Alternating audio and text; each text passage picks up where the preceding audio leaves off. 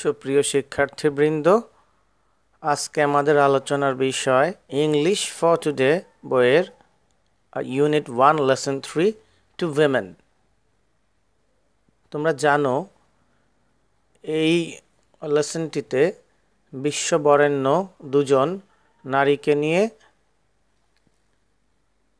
যারা উভয়ই নভোচারী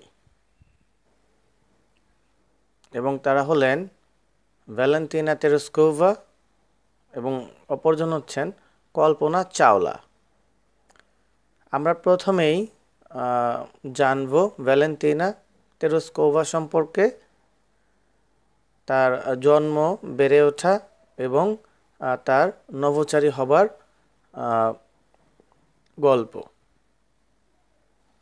এখানে উল্লেখ করা জরুরি যে তিনি 1937 সালে জন্মগ্রহণ করেন এবং তিনি এখনও জীবিত রয়েছেন,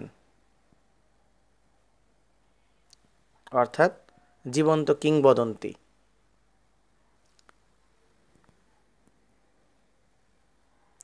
আমরা এবার জানব আমাদের আজকের আলোচনায় আমরা যে সকল বিষয়গুলো নিয়ে ধারাবাহিকভাবে আলোচনা করব সেগুলি এক নজরে আমরা দেখে নিব, যে বা জানার চেষ্টা করব কি কি বিষয়ে আমরা আলোচনা করব। আমরা জানব ভ্যালেন্টিনা তেরেস্কোভা সম্পর্কে, about Tereshkova, her journey as an astronaut, যে কথাটা শুরুতেই বলেছিলাম যে কিভাবে তিনি একজন নভোচারী হিসেবে তার যাত্রা শুরু করেছিলেন। এরপরে আমরা জানব ভোকাবুলারি ফ্রম দ্য টেক্সট, এবং এই টেক্সটের গুরুত্বপূর্ণ ভোকাবুলারিগুলি সম্পর্কে, অর্থাৎ আমরা জানব, এর পাশাপাশি আমরা জানব সিনোনিম, অ্যান্টোনিম, এবং ফাইনালি আমরা টেক্সটটা পড়ব। আর এর পাশাপাশি আমরা জানব যে টোটাল টেক্সটটার সারসংক্ষেপ। তাহলে আজকে আমরা আমাদের আলোচনা শুরু করছি।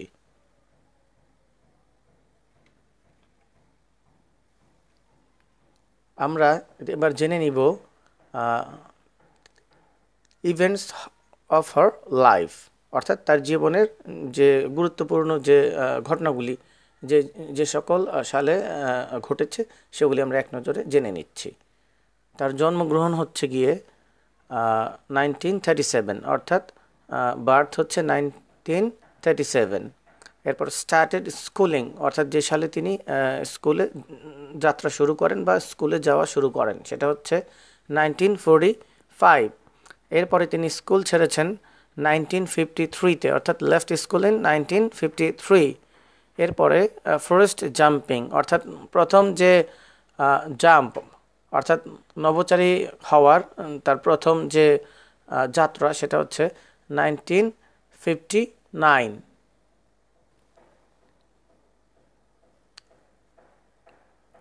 এরপরে সিলেক্টেড ফর প্রোলেটারিয়া প্রজেক্ট ইন 1962, অর্থাৎ যে প্রজেক্ট বা প্রকল্প তাকে চূড়ান্তভাবে নভোচারী হতে সাহায্য করেছিল সেটি। এরপরে স্পেস জার্নি ইন ভস্টক 6, 1963, অর্থাৎ মহাশূন্যে তার যাত্রা প্রথম যেটা সেটা হচ্ছে 1963-তে ভস্টক 6-এ, অর্থাৎ তার স্পেস জার্নি হচ্ছে 1963-তে ভস্টক 6-এ। এবং finally earned PhD degree in 1977, অর্থাৎ 1977 সালে তিনি পিএইচডি ডিগ্রি অর্জন করেন।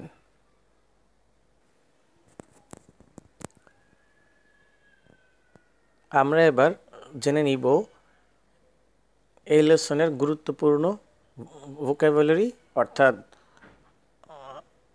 গুরুত্বপূর্ণ শব্দগুলির অর্থ, বাংলা অর্থ এবং সিনোনিমস এবং অ্যান্টোনিমস। তাহলে প্রথমেই রয়েছে এক্সপার্টাইজ।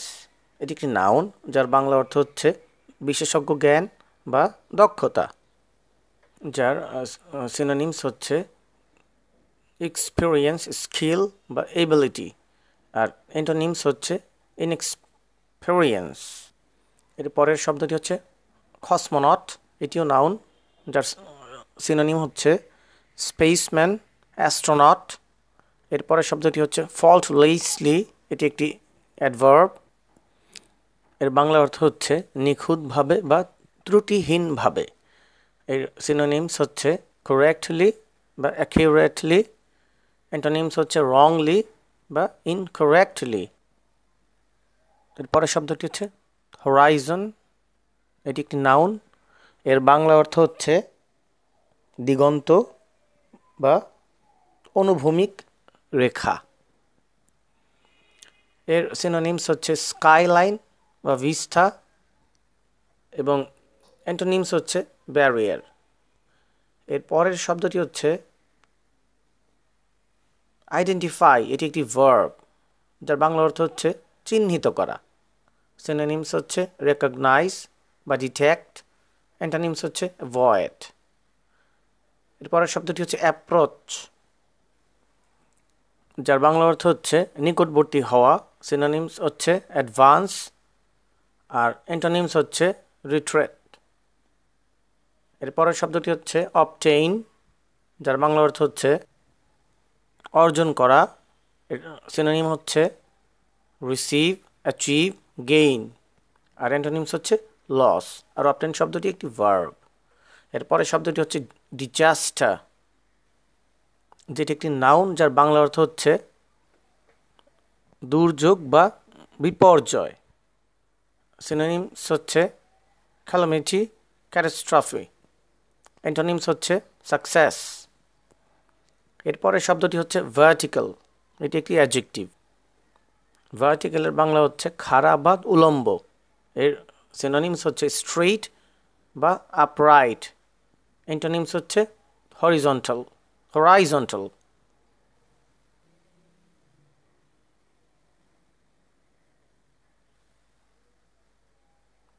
টেক অফ, এটি একটি ভার্ব যার বাংলা অর্থ হচ্ছে উড্ডয়ন করা। এর সিনোনিমস হচ্ছে ফ্লাই বা ডিপার্ট, আর অ্যান্টোনিমস হচ্ছে ল্যান্ড। এর পরের শব্দটি হচ্ছে ডিপ্লয়, এটিও একটি ভার্ব যার বাংলা অর্থ হচ্ছে প্রয়োগ করা, এর বাংলা অর্থ।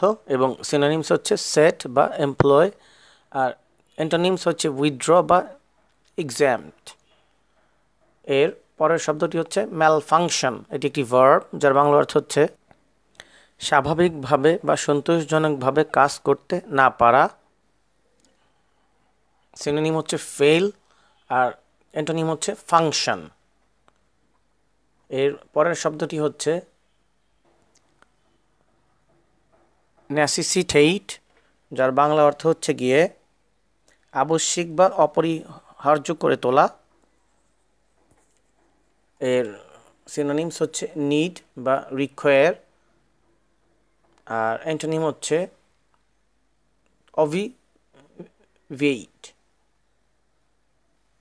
এর পরের শব্দটি হচ্ছে রিট্রিভ, যার বাংলা অর্থ হচ্ছে ফিরে পাওয়া। সিনোনিমস হচ্ছে রিগেইন বা রিকভার, আর অ্যান্টোনিমস হচ্ছে অবটেইন, আমি দুঃখিত, লস। এরপরের শব্দটি হচ্ছে ইল ফেইটেড, এটি একটি অ্যাডজেক্টিভ যার বাংলা অর্থ হচ্ছে দুর্ভাগ্যজনক। আনফর্চুনেট, আনলাকি হচ্ছে এর সিনোনিম, আর অ্যান্টোনিম হচ্ছে ফরচুনেট বা লাকি। এরপরের শব্দটি হচ্ছে ফাটাল, এটি একটি অ্যাডজেক্টিভ যার বাংলা অর্থ হচ্ছে মারাত্মক। এর সিনোনিম হচ্ছে ডেডলি বা সিরিয়াস, আর অ্যান্টোনিমস হচ্ছে অর্ডিনারি বা সিম্পল। এরপরের শব্দটি হচ্ছে পিল অফ, এটি একটি ভার্ব মানে যানবাহন থেকে,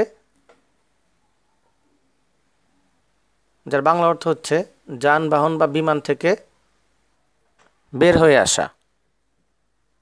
এর পরের শব্দটি হচ্ছে ইন্টেন্স, এটি একটি অ্যাডজেক্টিভ যার বাংলা অর্থ হচ্ছে তীব্র।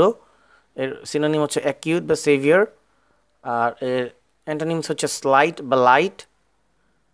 এবং শেষের শব্দটি হচ্ছে পেনিট্রেট, এটি একটি ভার্ব। পেনিট্রেট এটি একটি ভার্ব, এর অর্থ হচ্ছে গিয়ে কোনো কিছুর অভ্যন্তরে ঢোকানো বা প্রবেশ করা। সিনোনিম হচ্ছে পিয়ার্স, আর অ্যান্টোনিম হচ্ছে সিল বা block.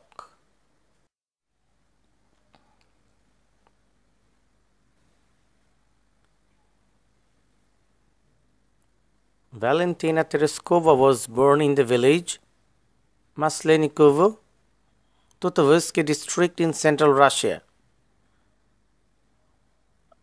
Tereskova's father was a tractor driver and her mother worked in a textile plant. Tereskova began school in 1945 at the age of 8, but left school in 1953 and continued her education through distance learning. She became interested in parachuting from a young age and trained in skydiving at the local aero club, making her first jump at age 22 on 21 May 1959. At that time, she was employed as a textile worker in a local factory. It was her expertise in skydiving that led to her selection as a cosmonaut. অর্থাৎ Valentina Tereshkova মধ্য রাশিয়ার তুতোভস্কি জেলার মাসলানিকোভা গ্রামে জন্মগ্রহণ করেন। তেরেস্কোভার বাবা ছিলেন tractor চালক এবং মা একটি কাপড়ের কারখানায় কাজ করতেন। তেরেস্কোভা 8 বছর বয়সে 1945 সালে স্কুলে যাওয়া শুরু করেন, কিন্তু 1953 সালে স্কুল ত্যাগ করেন এবং দূরশিক্ষণের মাধ্যমে পড়াশোনা চালিয়ে যান। ছোটবেলা থেকে তিনি প্যারাশুটে চড়ার প্রতি খুব আগ্রহী হন এবং স্থানীয় এরো ক্লাব থেকে স্কাই ডাইভিংয়ে প্রশিক্ষণ লাভ করেন, যা তাকে 21 মে 1959 সালে 22 বছর বয়সে প্রথম লাফ দিতে সক্ষম করেছিলেন। সেই সময় তিনি স্থানীয় একটি কারখানায় বস্ত্র শ্রমিক হিসেবে নিযুক্ত ছিলেন। স্কাই ডাইভিংয়ে বিশেষজ্ঞতা তাকে নভোচারী হিসেবে নির্বাচনে সহযোগিতা করেছিল। After the flight of Yuri Gagarin, the first human being to travel to outer space in 1961, the Soviet Union decided to send a woman in space. On 16 February 1962, Proletaria Valentina Tereskova was selected for this project from among more than 400 applicants. Tereskova had to undergo a series of training that included weightless flights, isolation tests, centrifuge tests, rocket theory, spacecraft engineering, a 120 parachute jumps and pilot training in MiG-15 UTI jet fighters. অর্থাৎ Yuri গ্যাগারিনের প্রথম উড্ডয়নের পর অর্থাৎ 1961-তে মহাশূন্যে প্রথম ভ্রমণকারী হচ্ছেন Yuri Gagarin. তাহলে Yuri গ্যাগারিনের প্রথম উড্ডয়নের পর সোভিয়েত ইউনিয়ন মহাশূন্যে কোনো নারী প্রেরণের সিদ্ধান্ত নেয়। 1962 সালে প্রোলেটেরিয়া বলতে আমরা বুঝি শ্রমিক শ্রেণীর অন্তর্গত। তাহলে 1962 সালে প্রোলেটেরিয়া ভ্যালেন্টিনা তেরেস্কোভা 400 প্রার্থীর মধ্যে এই প্রকল্পে নির্বাচিত হয়েছিলেন। তেরেস্কোভাকে অনেকগুলি প্রশিক্ষণ নিতে হয়েছিল, যেগুলির মধ্যে ছিল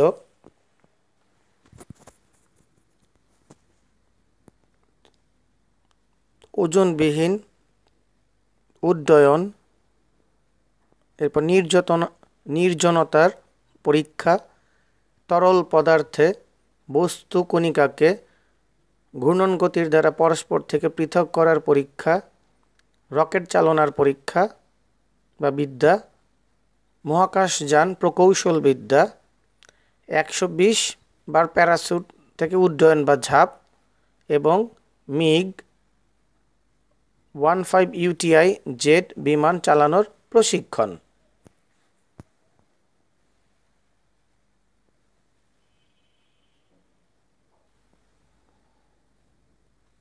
Since the successful launch of the spacecraft Vostok 5 on 14 June 1963, Tereskova began preparing for her own flight. On the morning of 16 June 1963, Tereskova and her backup cosmonaut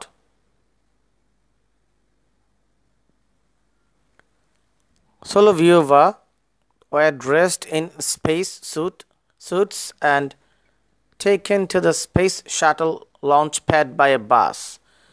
After completing her communication and life support checks, she was sealed inside Vostok 6. Finishing a 2-hour countdown, Vostok 6 launched faultlessly. অর্থাৎ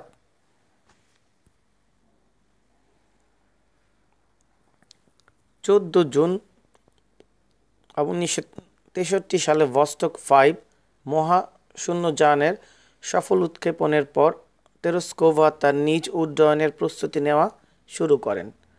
1963 সালের 16 June Tereshkova এবং তার সহকারী নভোচারী সলোভাইভাকে মহাশূন্য পোশাক পরানো হয় এবং তাদেরকে বাসে করে মহাশূন্য শাটল লঞ্চ প্যাডে আনা হয়। সকল যোগাযোগ শেষে এবং লাইফ সাপোর্ট পরীক্ষা শেষে তাকে ভস্টক 6-এ বায়ুরোধী করে আটকে দেয়া হয়। 2 ঘন্টা কাউন্টডাউন শেষে ভস্টক 6 ত্রুটিহীনভাবে উৎক্ষিপ্ত হয়।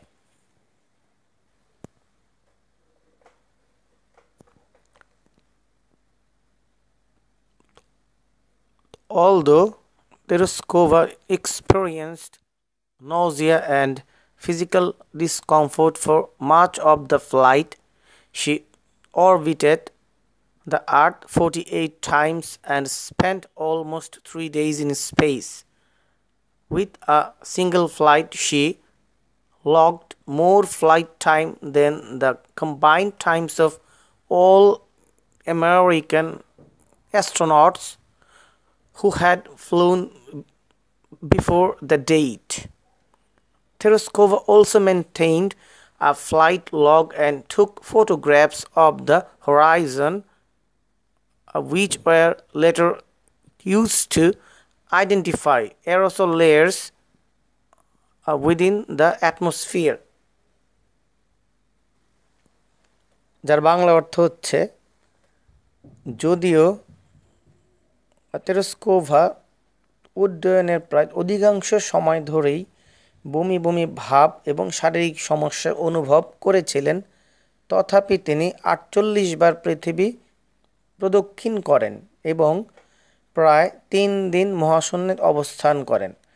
সেই সময় পর্যন্ত সকল আমেরিকান নভোচারীদের মহাশূন্যে কাটানোর মোট সময়ের চেয়েও বেশি সময় এই একটা ফ্লাইটে তিনি অবস্থান করেছিলেন। তেরেস্কোভা ফ্লাইটের সকল রেকর্ড রেখেছিলেন এবং দিগন্তের ছবি নিয়েছিলেন, যা পরবর্তীতে বায়ুমণ্ডলের মধ্যে এরোসোল স্তরসমূহ শনাক্ত করতে ব্যবহৃত হয়।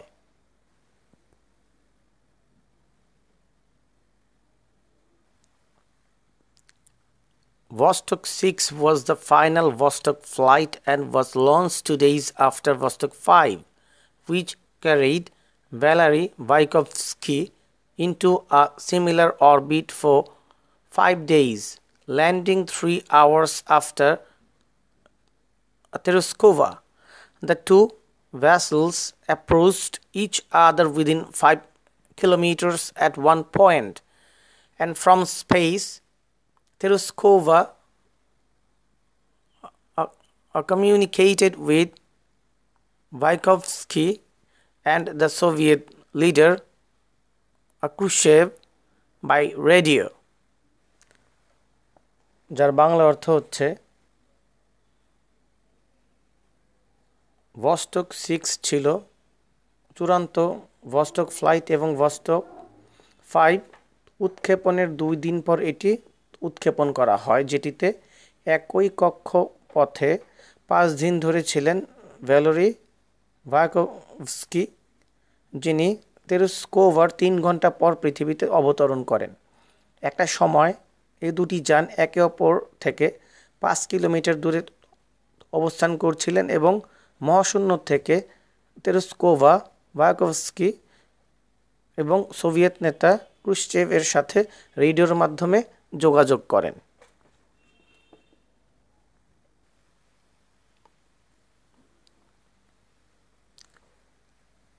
Much later in 1977, Tereskova earned a doctorate in engineering from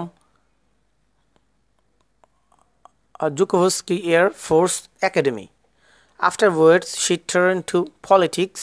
During the Soviet regime, she became one of the president members of the Supreme Soviet.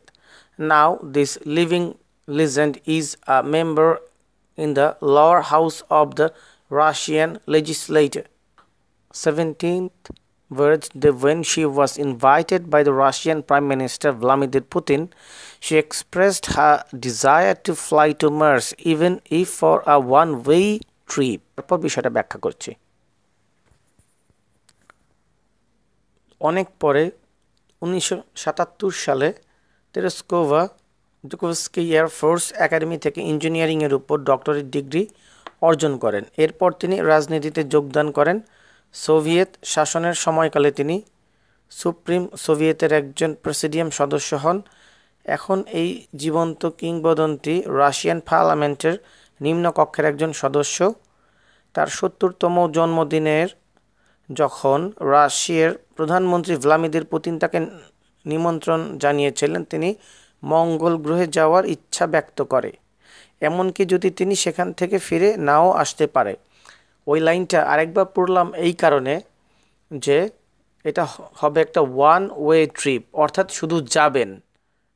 One way ট্রিপে শুধু যাওয়া যাবে কিন্তু ফেরা যাবে না। তার মানে আমরা প্রকৃতপক্ষেই একজন সাহসী বলবো না, দুঃসাহসী নারীর হিস্ট্রি সম্বন্ধে জানলাম। তার যে একজন সফল, তিনি যে একজন সফল নভোচারী এই বিষয়ে আর আমাদের কোনো সন্দেহের অবকাশ রইল না তার এই শেষ ইচ্ছার মাধ্যমে। এর জন্য এই লাইনটা আরেকবার পড়লাম যে ওয়ান ওয়ে ট্রিপ। তো সুপ্রিয় শিক্ষার্থীবৃন্দ, আমি আশা করছি যে তোমরা এই আলোচনার মাধ্যমে ইউনিট 1 লেসন 3 টু উইমেনের ভ্যালেন্টিনা তেরেস্কোভা অংশটি ভালোভাবে বুঝতে পেরেছো।